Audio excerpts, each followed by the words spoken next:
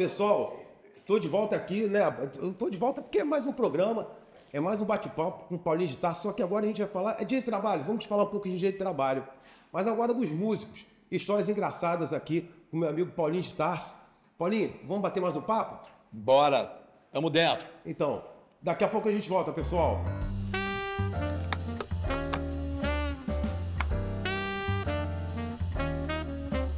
Advocacia em 3D. O direito sem filtro.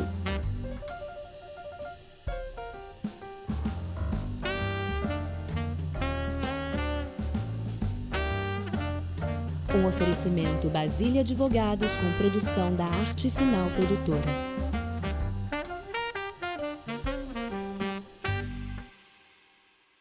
Paulinho de Tarso, agora eu vou falar com o Paulinho de Tarso, mas o Paulinho de Tarso, empregado.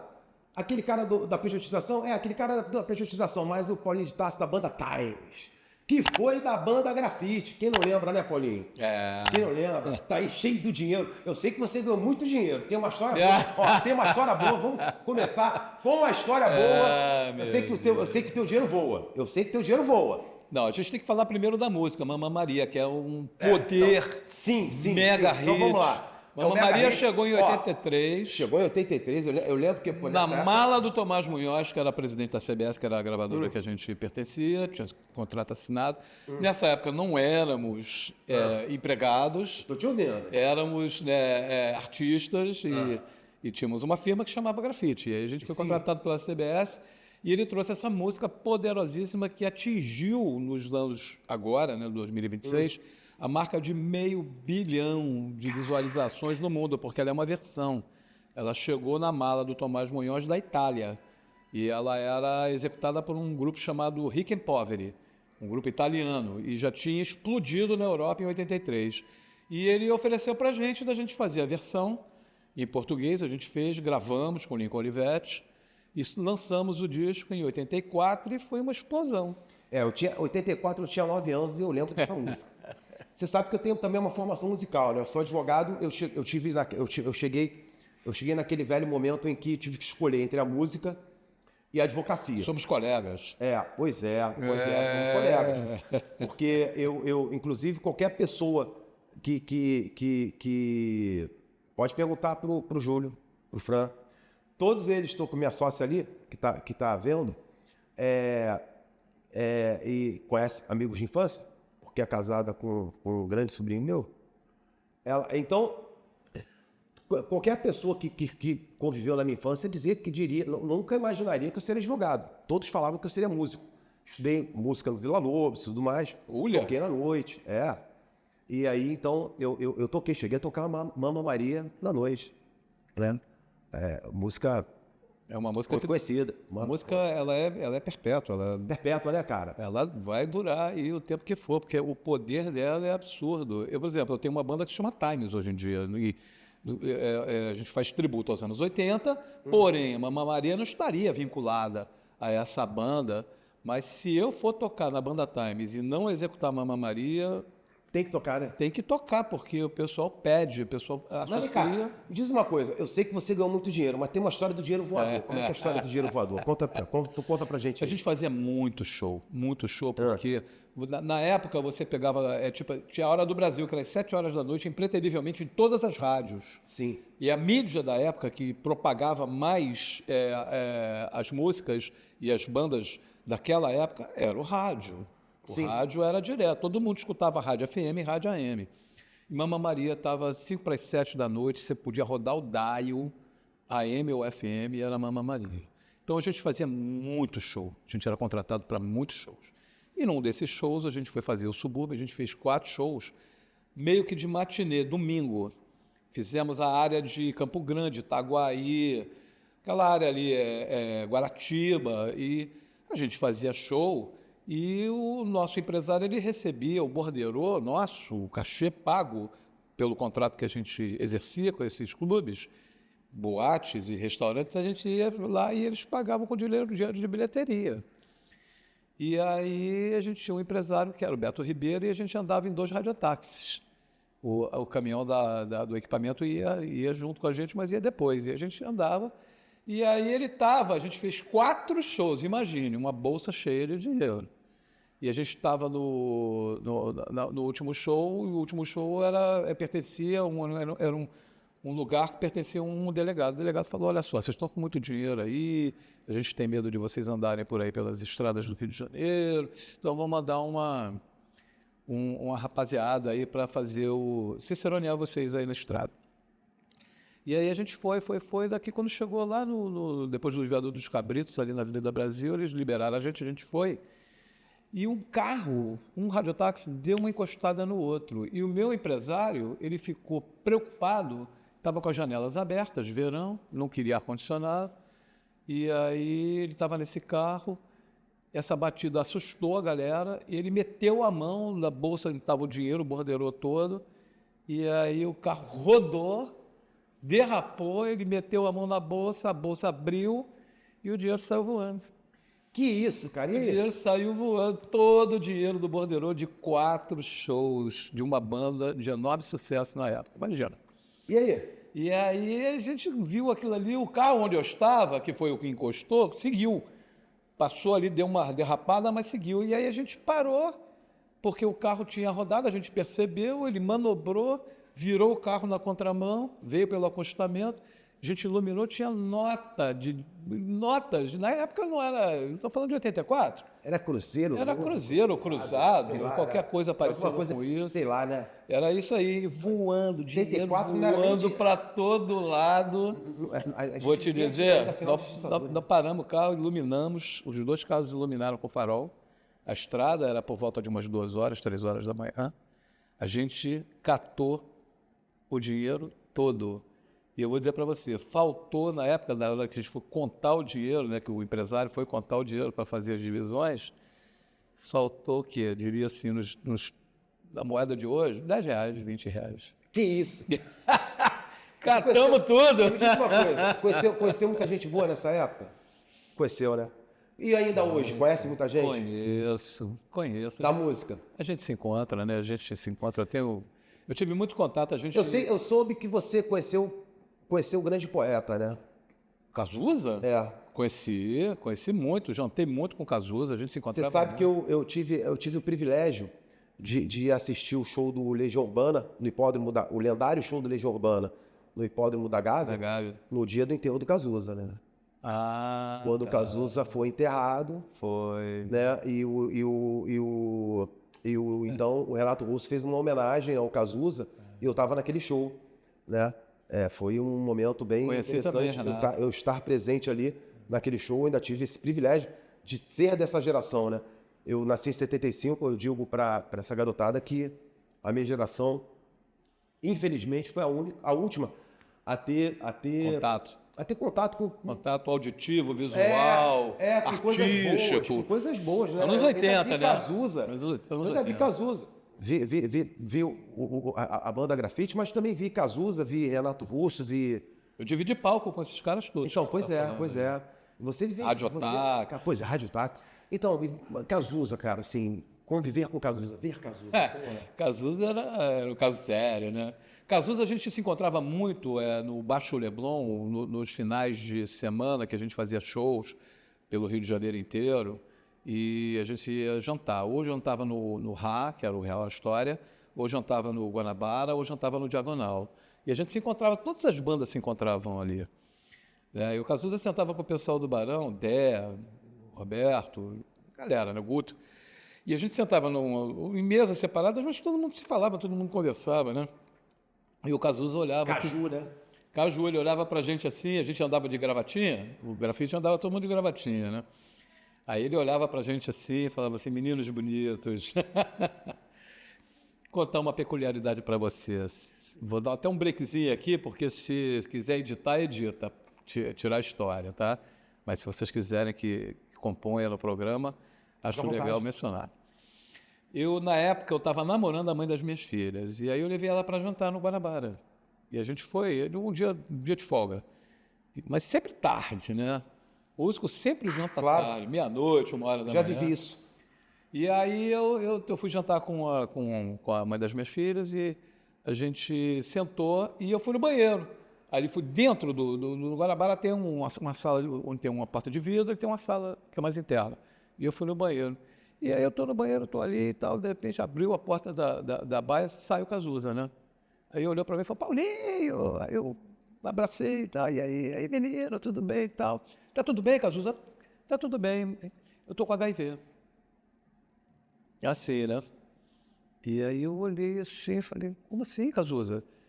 E o operador do Barão, o técnico do Barão, rachava apartamento comigo na Francisco Otaviano, ali no Posto 6.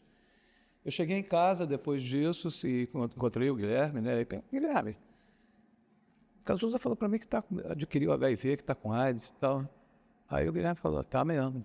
E dali, estou falando para vocês de 86, hein? 1986. Eu não sei que ano exato o Cazuza morreu, né? 90. Ele ainda perdurou bastante ali naquele tempo. Depois eu tive contato com muitos músicos do Cazuza, né? Rogério Miranda, que veio a falecer agora há pouco tempo também, que é meu grande amigo, querido amigo, né? Saudoso Rogério Miranda. 90, né? Ricardinho Palmeira também. Na verdade, o Cazuza, ele, naquela época, ainda existiu, eu lembro que nessa época o HIV era sentença de morte, né? Nessa época só tinha o AZT, né? E o AZT acabava com as pessoas. O AZT deixava as pessoas assim... A gente vai ter que fazer um pequeno break rapidinho. Com vontade. Pessoal, daqui a pouco a gente volta com o papo e vamos continuar falando do Cazuza, tá? Daqui a pouco a gente volta. O que você quer mostrar em vídeo? Um produto? Um serviço? Sua marca?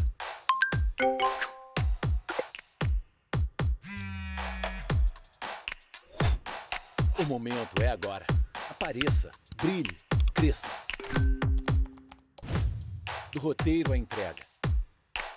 Para quem já chegou, para os melhores. Para quem decide, para você. Seu próximo vídeo começa aqui. artefinalprodutora.com. Pessoal, estamos de volta aqui. Meu amigo Paulinho, de Tarso. Paulinho, então a gente estava falando aqui do Cazuza. Nessa época, eu lembro que o HIV era uma sentença, como eu estava falando no bloco anterior, além de ser uma sentença de morte, né, o tratamento era muito pesado, né? Eu lembro que a minha geração foi a geração da camisinha, né? Se você repara hoje nós estamos na geração do não uso da camisinha, né? Você reparou, a garotada hoje aí que pensa corajosa, né? Uma geração corajosa. Pensa que o HIV não existe mais. Eu até ia, assim, temos uma polêmica. Eu sinceramente, o homem hoje, eu perdi uma mãe com câncer, tá? Por coincidência, quero até dar meus pêsames à minha querida Ingrid, que trabalha aqui comigo, que perdeu sua mãe com câncer, que está sendo ou foi cremada hoje. Também uma outra pessoa que trabalha aqui comigo também perdeu sua mãe com câncer. Então, vamos contando. Só aqui no escritório já te falei 3 casos de pessoas que perderam sua mãe com câncer. Meu pai. Seu pai, câncer. Né? Nós temos aí o HIV, temos outras tantas doenças. Eu não consigo crer que o homem hoje não tenha cura para essas doenças, com o conhecimento humano que nós temos hoje. Eu, às vezes, penso, também, claro, isso é uma teoria minha, tá? Às vezes penso que o homem tem a cura para essas doenças. Mas, às vezes, penso que as Big Pharmas, elas lucram muito com a manutenção dessas doenças. Sabe por quê? O homem foi a Marte. Claro. Né?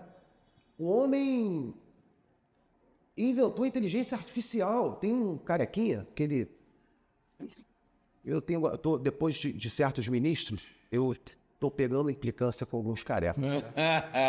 Tem um carequinha, que eu acho ele meio soberbo, né? O prazer carnal. O carnal, ele fica conversando agora com o Claude, e ele é um cara assim, o carnal, ele tem uma coisa assim, sabe?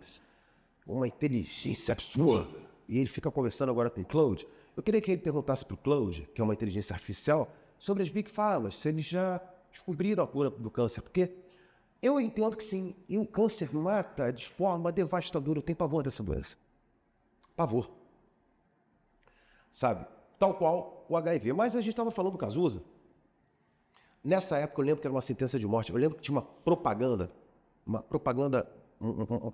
institucional do governo na época, boa, tá? que era assim, fulano pegou gripe, aí se curou, tá vivo. Ciclano pegou tal doença, se tratou, tá vivo. Beltrano pegou não sei o que, tá vivo. Fulano pegou AIDS, morreu. Cara, eu lembro que eu tava com uma namoradinha na época, tava no rally rola lá em casa e tal, naquela, se transa, não transa, eu tava sem camisinha, transa, não transa. Quando eu olhei pra aquela propaganda, meu irmão, acabou a transa. E assim, você trouxe o fato do Cazuza, né? Que no meio da música era conhecido como Caju. Você ter conhecimento desse fato, naquela época era necessário, sobretudo quem estava no meio público como ele, esconder o fato de ter AIDS, porque as pessoas eram inclusive enterradas em caixões lacrados, lembra? É verdade. A minha mãe tinha um amigo, teve a minha falecida mãe, ela teve um amigo, era inclusive, tinham coisas pejorativas, do tipo câncer gay, você lembra? Então ele, inclusive, homossexual também, ele foi enterrado... Muito numa preconceito, caixona, né, cara. Ricardo? Tinha Era um preconceito incrível contra essa danado. doença. Câncer gay, enfim, ele foi lá enterrado... As pessoas não abraçavam as pessoas que adquiriam o HIV, chegavam nem perto, tinham medo do perdigoto da pessoa. Você sabe, eu reintegrei, inclusive, eu fui uma das primeiras pessoas a reintegrar uma pessoa do Banco Itaú de HIV aqui no Brasil, conta de... Agora não, agora já tem súmula, né? Mas eu tenho um cliente que nos idos dos anos 2000, eu reintegrei no Banco Itaú por conta de demissão discriminatória. Porque ele foi demitido do Banco Itaú, aí ele falou que não ia falar direito, só ia falar de música, não. Um caso interessante. Ele me procurou lá no início do ano 2000.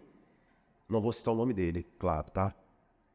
Mas ele me procurou e eu fui demitido do Banco Itaú, eu já tenho uma certa idade, eu sou soropositivo, não vou conseguir outro emprego, e eu preciso ser reintegrado. Na época não tinha súmula, não tinha nada, eu falei, mas como é que... Mas já existia algumas jurisprudências entendendo do TST, na época o Supremo não se metia na nossa vida. Isso né? mesmo. O Supremo ficava no quadrado deles. Já tinha alguns entendimentos do TST dizendo que se a pessoa era soropositivo e o empregador sabia que ele era soropositivo, entendia-se que a sua demissão era discriminatória, né? Então, a pessoa tinha que ser mantida no emprego.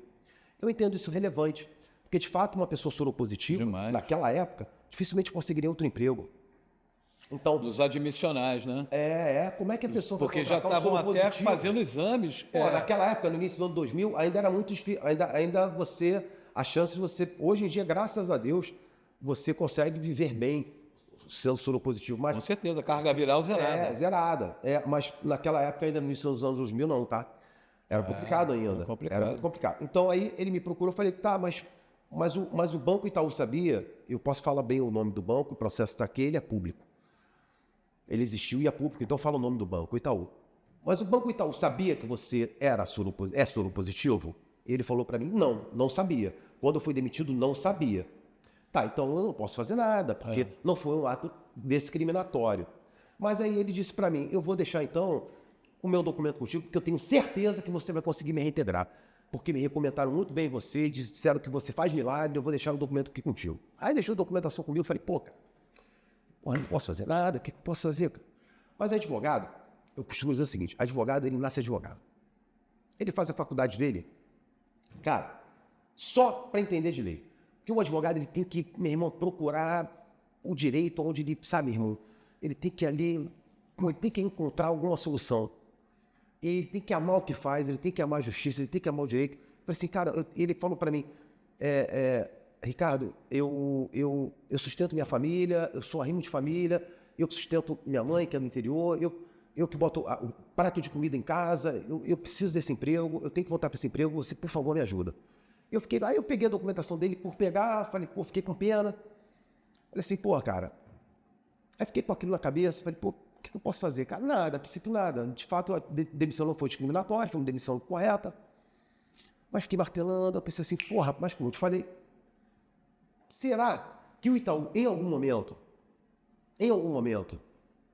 mandou um soropositivo embora, sem saber que a pessoa soropositiva é depois que soube, voluntariamente o readmitiu, porque se assim o fez, existe um princípio na Constituição que se chama princípio de isonomia constitucional, ou seja, princípio isonômico. Se fez com um, tem que fazer com o outro.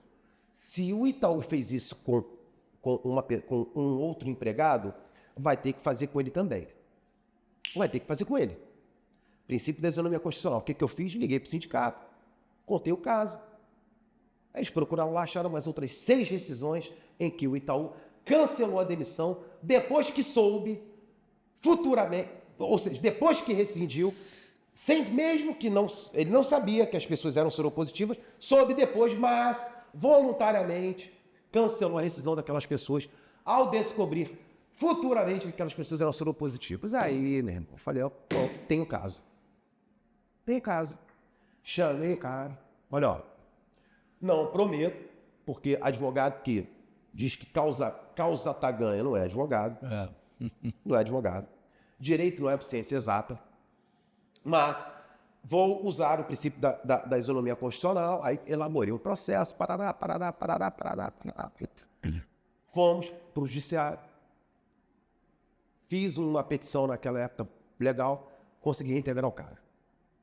Que maravilha. Cara, o cara chorou, eu fiquei também assim muito feliz e foi um processo. Dali em diante, outros casos vieram e a gente conseguiu, não só eu, como outros advogados também, baseado nisso, conseguimos criar uma súmula no Supremo, que é a súmula dos soropositivos, que eles não podem ser demitidos, né?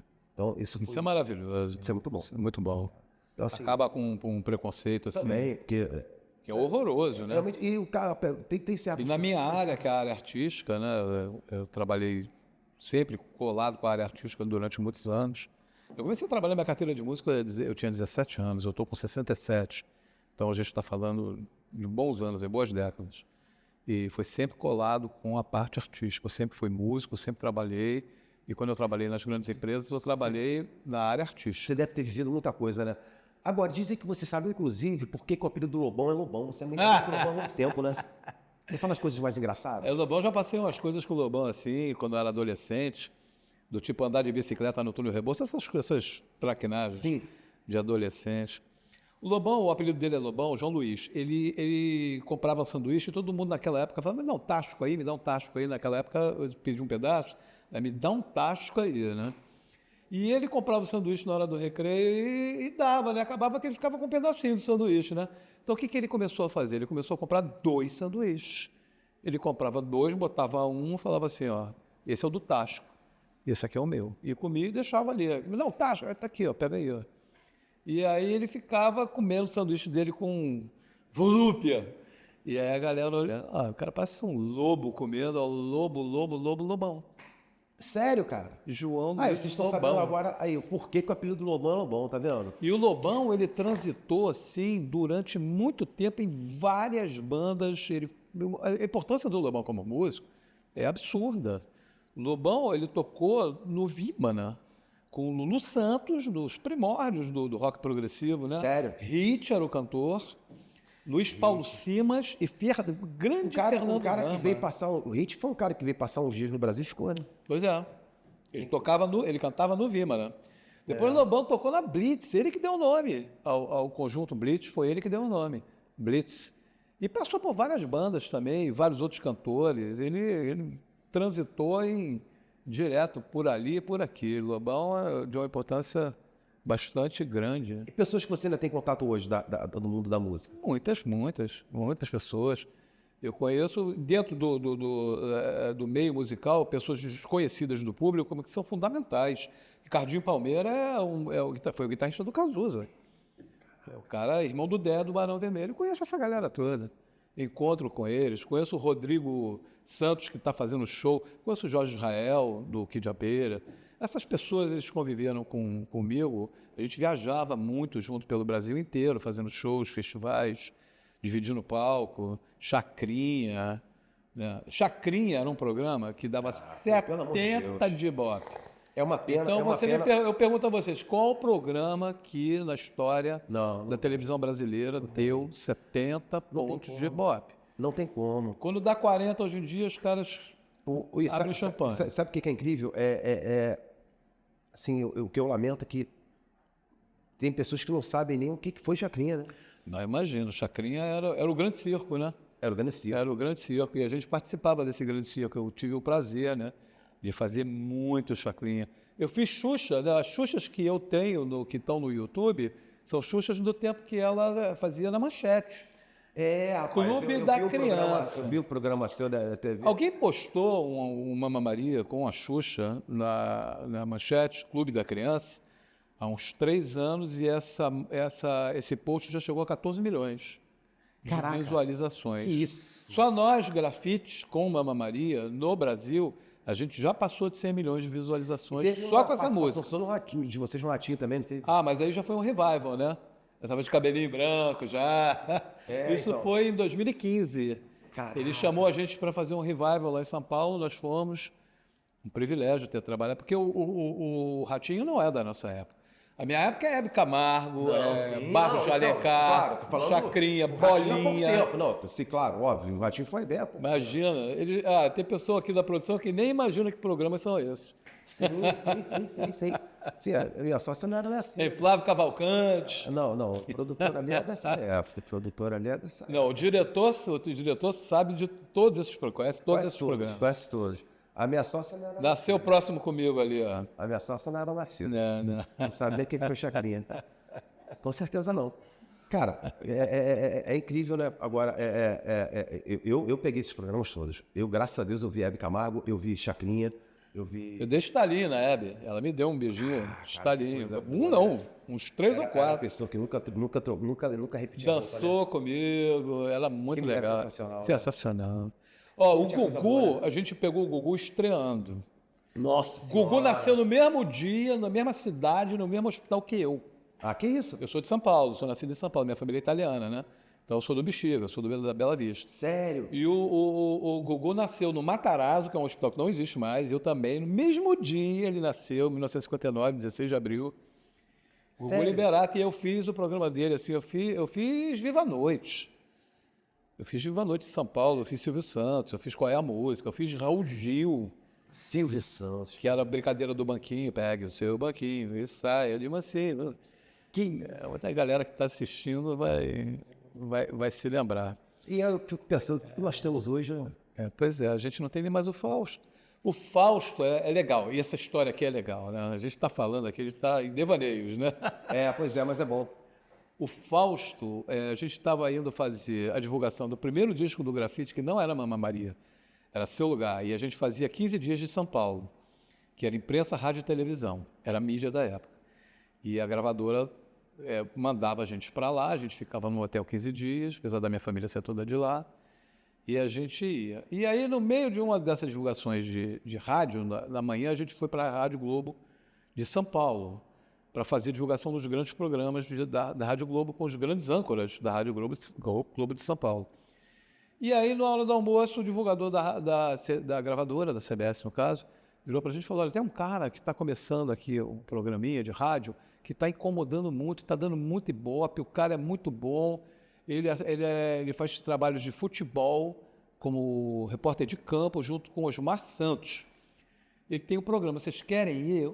Claro, tem um microfone, vai ter alguém escutando do outro lado. Claro. Vamos lá, e fomos. Entramos no estúdio, era a Rádio Excelsior, que era uma afiliada da Globo, um programinha, 2 horas da tarde. Quando eu entrei, estava o Zé do Caixão dando entrevista para esse cidadão, com o Osmar Santos do lado, e o nome desse cara é Fausto Silva. Ué, Perdido também. Programa, não. Não, eu sei, mas ele depois fez... Balancê. Depois ele fez Perdido também. Aí ele fez esse programa, depois ele foi para a Rádio Globo, ele foi tão bem que ele cresceu, foi para o horário nobre da Rádio Globo. No ano seguinte, nós fizemos Mamma Maria e fomos direto com ele lá. Ele já estava com um teatrinho, que era do lado do metrô, da construção do metrô, chamava Teatro Pimpão, que tinha auditório, já estava a Lucimara Parisi, Tatá, Escova, toda a galera dele, e a gente fez. E em 85 a gente lançou Siga-me, do Vinícius Cantuária, e aí nós fomos fazer, já na Bandeirantes, o Teatro Zácaro, que era o Perdidos na Noite, já ao vivo, para televisão já, e dali ele decolou. Eu assisti Perdido da Noite. Olha só, nós almoçamos com o Fausto uma vez na família Mantini, ali perto da Augusta, numa dessas saídas de rádio, aí, já na Rádio Globo, dizer para você, cara, o Fausto, ele era um cara maravilhoso, ele sempre foi... Ele é bem simples, né, assim, cara? Muito simples. E vou dizer, quando a gente fez o revival do grafite em 2015, 2014, ele encontrou com a gente nos corredores da Globo ali no Projac. Vem aqui, conheço vocês. E eu já de cabelinho branco e todo. Vocês são a banda. Foi lá no Balancê, grafite. E eu estava com um DVD comemorativo nosso, com a cantora Marília Dutra, que estava fazendo essa comemoração com a gente, esse revival com a gente. E ele levou o DVD para a vitrine do Faustão, graciosamente, sem pedir nada. Muito querido, muito querido. Estimo as melhoras dele. Parece que a saúde dele... A saúde dele está bem. Que coisa, né? Bom, eu tô com uma música aqui no ponto, não sei se você conhece. Aproveitar para convidar a galera, né? No dia 25, Aí, tá tocando Mamma Maria, você vai escutar isso lá. No dia 25, vambora. agora, quinta-feira, dia 25, às 20 horas, no Teatro Brigitte Blair. A banda Times, que é a minha banda atual, né? A gente faz um tributo aos anos 80, inclusive com Mamma Maria. Nós estamos fazendo esse show maravilhoso de músicas nacionais e internacionais dos anos 80. Então, e essa banda que você agora toca, é uma banda, óbvio, tributo anos 80, mas toca qual pegada? Rock? Pegada rock, música popular, bem Sim. pop, com músicas internacionais. A gente toca Duran Duran, a gente toca Tears for Fears, a gente toca Paralamas, a gente toca Cazuza. Isso, A né? gente toca Pega tudo. muita coisa lá. Quantos nos componentes tem 80. essa banda hoje? Formação Nós somos dela? 6, tem uma legal. menina que canta comigo, a Juliana Legal, Veronese, e tem meu sócio, multifacetado, que toca guitarra, toca teclado, que é Antônio toca alguma Gifone. coisa? Eu toco guitarra, eu sou guitarrista. Legal. Sou guitarrista, sou o guitarrista da banda. Depois de 25, 26 anos sem tocar violão, eu voltei a estudar violão. Que maravilha. Meu filho tá Não achando- larga isso não, Ricardo. Não. Nem Eu que voltei seja a uma estudar brincadeira violão aqui, clássico, outra tal, ali. clássico, é partitura, né? Meu filho está estudando violão, meu filho de 7 anos, minha filha está... Isso influencia no teu trabalho, porque todo trabalho tem que ter uma parte lúdica. A gente estava conversando E sobre a gente tem que ter alguma a outra ciência coisa. exata só. Não basta. Cara, não dá não. E assim, cara, ter tido você aqui na nossa casa foi um prazer imenso. Você terá que voltar outras vezes. Quando quiser. Não só por conta do papo do direito de trabalho em si, mas também por essa parte musical. A né, cara, recepção que, tua aqui foi maravilhosa, né? a O música- tratamento. A música faz parte, sempre fez parte da minha vida. Sempre, fez parte da vida. sempre, Nunca vai sempre. deixar de fazer. Você é uma pessoa extraordinária. Tem uma luz que te ilumina aqui, nítida. Então, pessoal, por favor,